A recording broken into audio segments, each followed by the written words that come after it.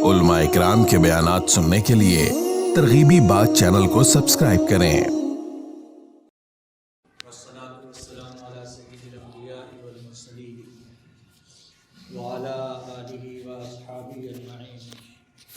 अम्मा बाद फ़क़द क़ाल अल्लाहु तबारक व तआला फ़िल क़ुरआनिल मजीद अऊज़ु बिल्लाहि मिनश शैतानिर रजीम बिस्मिल्लाहिर रहमानिर रहीम वस्तईनु बिस्सब्रि वस्सलाह व इन्नहा लकबीरतुन इल्ला अलल खाशिईन सदक़ल्लाहुल अलीयुल अज़ीम।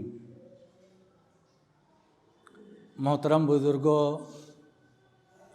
और अज़ीज़ साथियों, आज के इस दौर के अंदर जबकि हर एक अपने आप को मशगूल से मशगूल आदमी बतला रहा है और किसी के पास अल्लाह के अहकाम को पूरा करने के लिए वक्त नहीं है, और आम तौर से लोग माज़रत करते हैं, लेकिन कभी तन्हाई के अंदर बैठकर ज़रा गौर करें कि ज़माना जितनी तेज़ी से आगे बढ़ रहा है उतनी तेज़ी से इस दौर के अंदर हादसात भी रूनुमा हो रहे हैं। पहले जो चीज़ें कभी कभार सुनी जाती थी, सालों में एक सुनी जाती थी, वो आजकल ऐसा हो गया है जैसे कि आए दिन किसी न किसी के साथ वो हादसा पेश आ जाता है।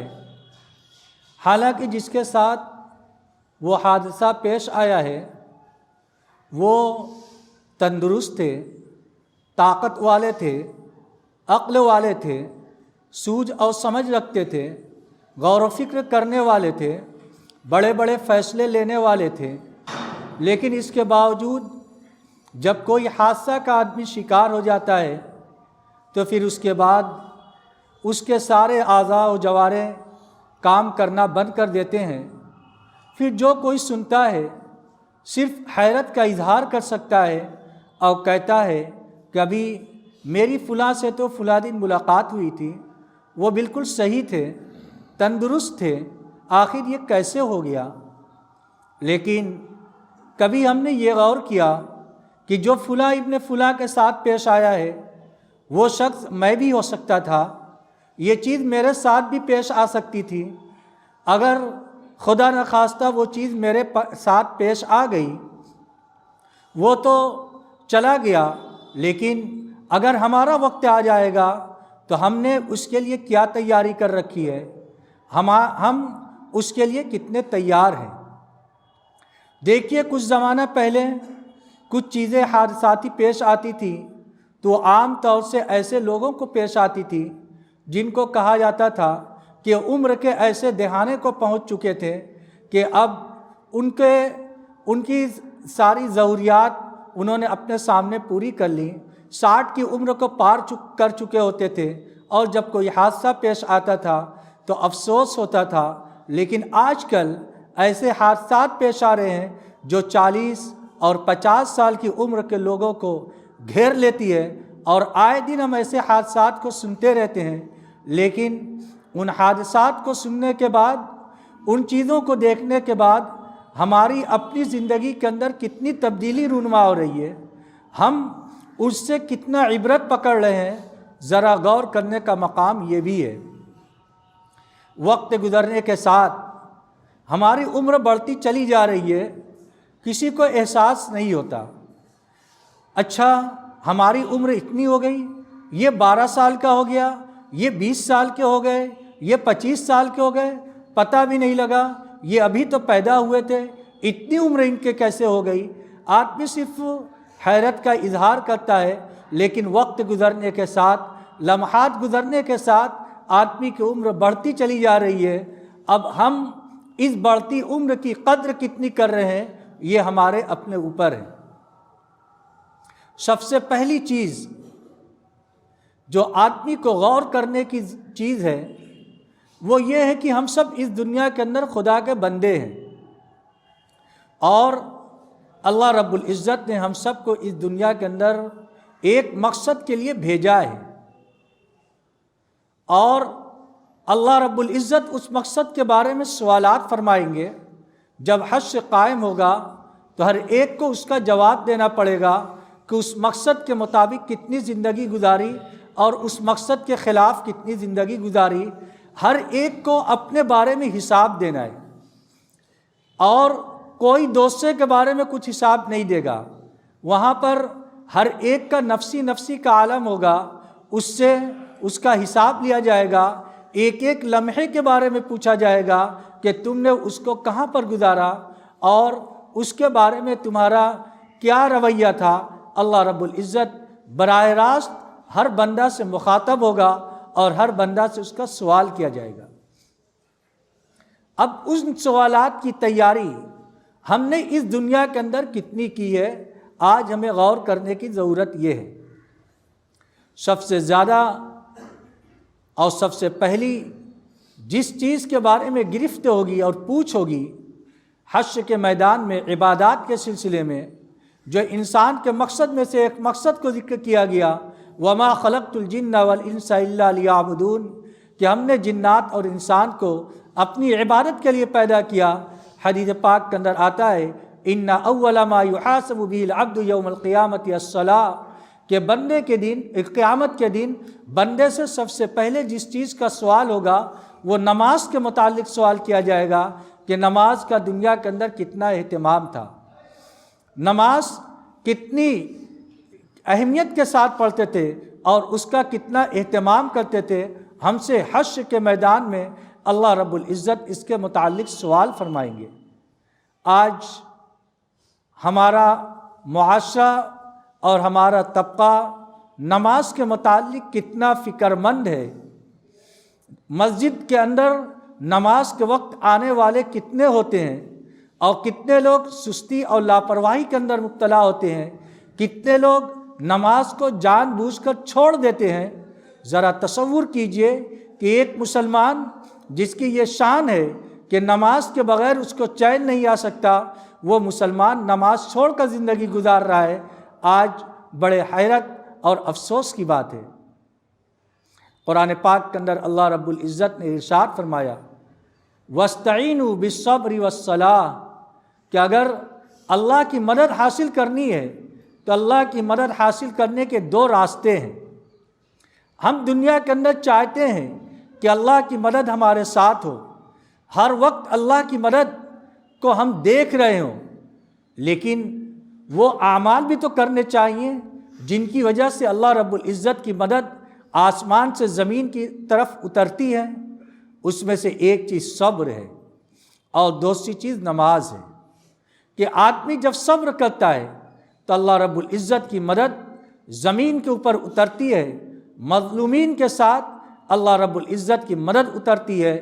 صبر اللہ رب العزت کو بہت پسند ہے۔ صبر کے معنی آتے ہیں تین۔ ایک تو صبر کے معنی آتا ہے کوئی پریشانی آ گئی، کوئی مصیبت آ گئی، اس وقت آدمی صبر کرے، اس کے اوپر کسی طرح کا ریئیکشن نہ کرے، بلکہ اس کو سہ لے، جو تکلیف ہوئی اس کو برداشت کر لے، اس کو صبر کہتے ہیں۔ ایک صبر ہوتا ہے عن المعاصی، یعنی گناہوں سے اپنے آپ کو روکنا، اس کو بھی صبر کہتے ہیں، کہ گناہ سے آدمی بندہ اپنے آپ کو بچا لے، تو صبر کے اندر یہ بھی آتا ہے۔ اور ایک ہوتا ہے صبر علی الطاعہ، طاعت کے اوپر صبر کرنا، یعنی اللہ کے حکم کو پورا کرنے کے لیے کوئی پریشانی آ رہی ہے، کوئی دشواری آ رہی ہے، اس کو بشاشت کے ساتھ آدمی برداشت کرے، تو اللہ رب العزت ایسے لوگوں کو پسند فرماتا ہے۔ جیسے سردی کے موسم میں وضو کرنا، حدیث کے اندر اس کے اوپر بڑے اجر آئے ہیں اور اس کی بڑی فضیلت ذکر کی گئی ہے، کہ آدمی جب سردی کا موسم ہو اور اس وقت جب صبح کے وقت یا رات کے وقت وضو کرتا ہے، ٹھنڈا پانی ہوتا ہے، تو اس وقت جو بھی تکلیف آ رہی ہے اس تکلیف کو بندہ برداشت کرتا ہے تو اللہ رب العزت ایسے بندوں سے بہت خوش ہوتے ہیں۔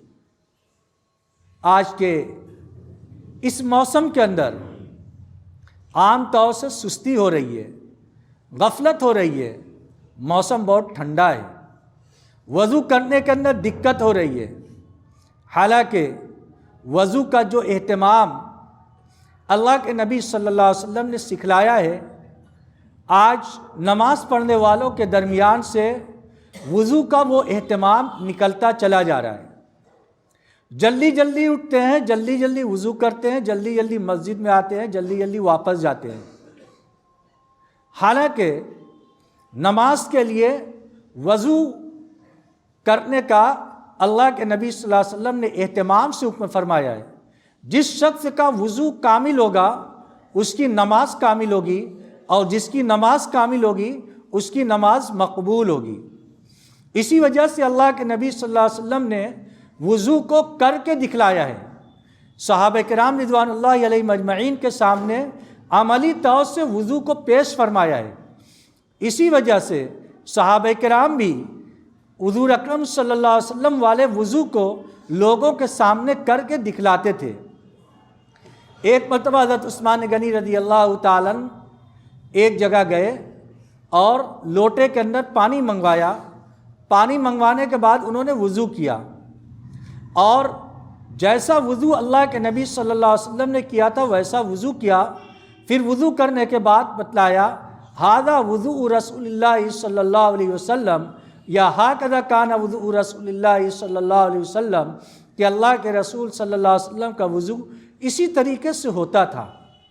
آج ہم وضو کو سیکھتے نہیں، حالانکہ وضو بھی سیکھنے کی چیز ہے اور اہتمام کے ساتھ کرنے کی چیز ہے۔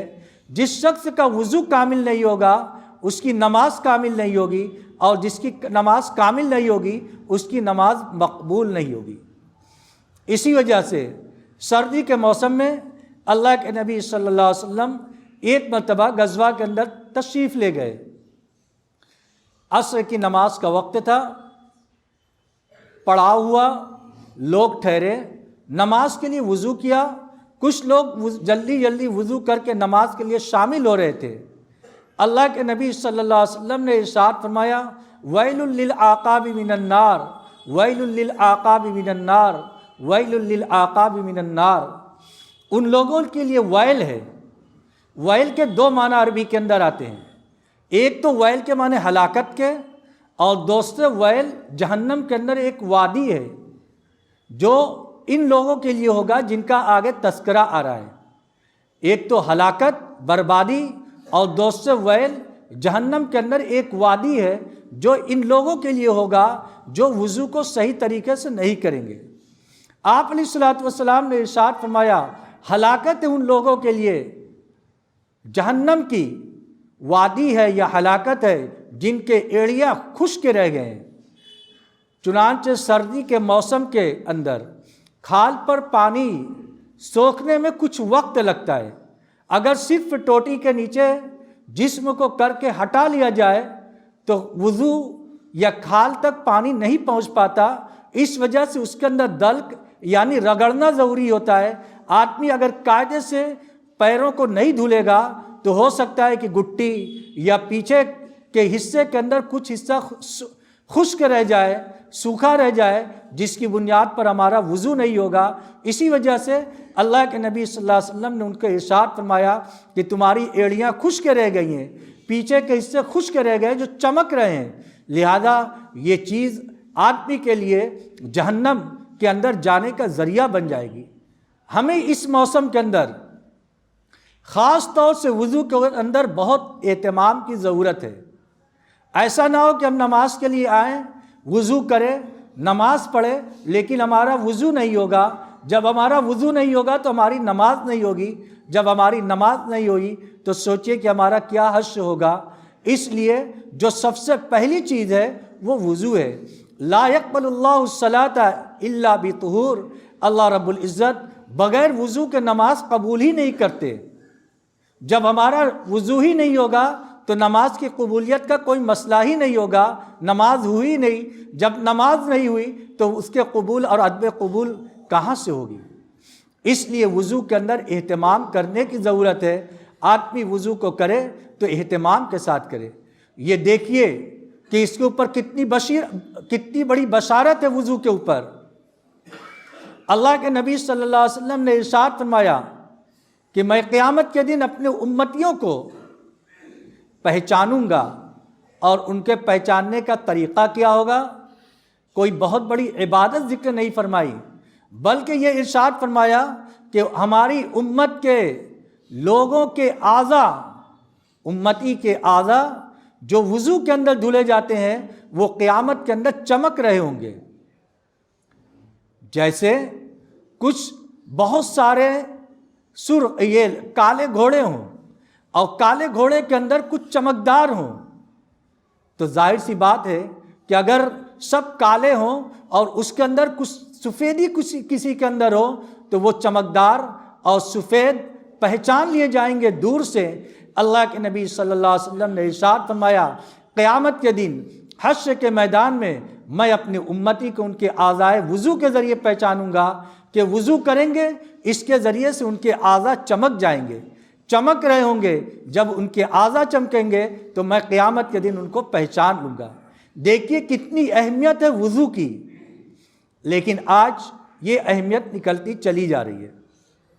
اسی لیے علماء کرام نے کتابوں کے اندر لکھا ہے کہ جب وضو کے لیے بیٹھے تو اہتمام کے ساتھ وضو کرنے کا ارادہ ہو، اس کے جتنے آداب ہیں، اس کی جتنی سنتیں ہیں، اس کے جتنے مستحبات ہیں، ان کا خیال رکھے اور ان کو مستحضر رکھے کہ ہم یہ نماز کے لیے وضو کر رہے ہیں، اور اس کو یہ استحضار ہو کہ جب بندہ وضو کرتا ہے تو اس وضو کے ذریعے سے اعضاء سے جو پانی کے قطرے ٹپکتے ہیں، جسم سے، ہاتھ سے، پیر سے، چہرے سے جو پانی کے قطرے ٹپکتے ہیں، اس کے ذریعے سے اللہ رب العزت بندے کے گناہ کو معاف کر دیتے ہیں۔ یہ گناہ جھڑتے ہیں، یہ جو پانی کے قطرے ٹپکتے ہیں وہ انسان کے گناہ اس کے جسم سے جھڑتے ہیں۔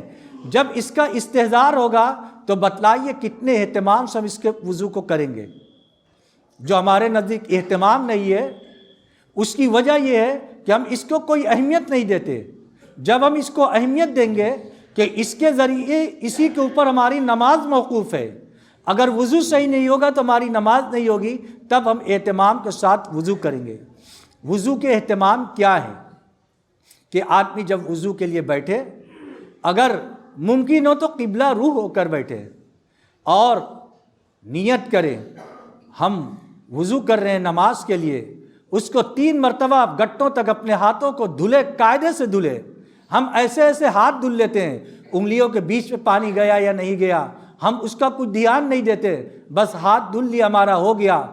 اور ایک بہت بڑی چیز جس کی طرف سے عام طور سے اب غفلت پائی جا رہی ہے وہ مسواک ہے، جو وضو کا ایک اہم جز تو ہم نہیں کہہ سکتے۔ اللہ کے نبی صلی اللہ علیہ وسلم نے ارشاد فرمایا لولا ان اشق علی امتی لامرتم بالسواک عند کل صلاۃ، کہ اگر میں اپنی امت کو مشقت کے اندر پڑ جانے کا اندیشہ مجھے نہ ہوتا، مجھے اس بات کا اندیشہ نہ ہوتا کہ میری امت مشقت میں پڑ جائے گی، تو میں ان کو یہ حکم دیتا کہ ہر نماز کے وقت وضو کے اندر مسواک کا استعمال کریں۔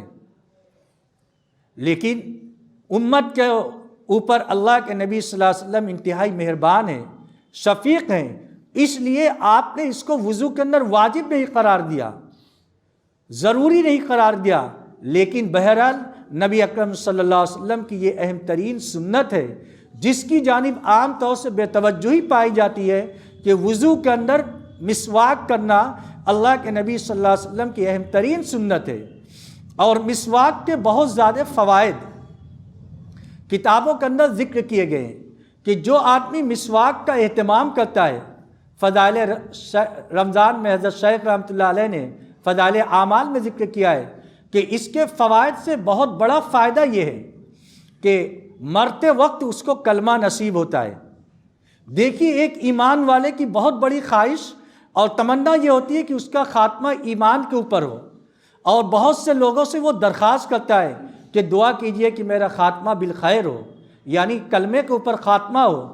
کلمے کے اوپر خاتمہ ہو، اس کے لیے بہت اہم ذریعہ عمل کو جو دخل ہے وہ مسواک ہے، کہ جب آدمی وضو کے اندر مسواک کا اہتمام کرے گا تو علماء کرام نے کتابوں کے اندر لکھا ہے کہ اس کی وجہ سے اس کو موت وقت کلمہ نصیب ہوگا۔ اس کے بالمقابل جو افیون کا استعمال کرتے ہیں، نشہ آور چیزوں کا استعمال کرتے ہیں، اس کی سب سے بڑی نحوست یہ ہوتی ہے کہ موت کے وقت اس کو کلمہ نصیب نہیں ہوتا۔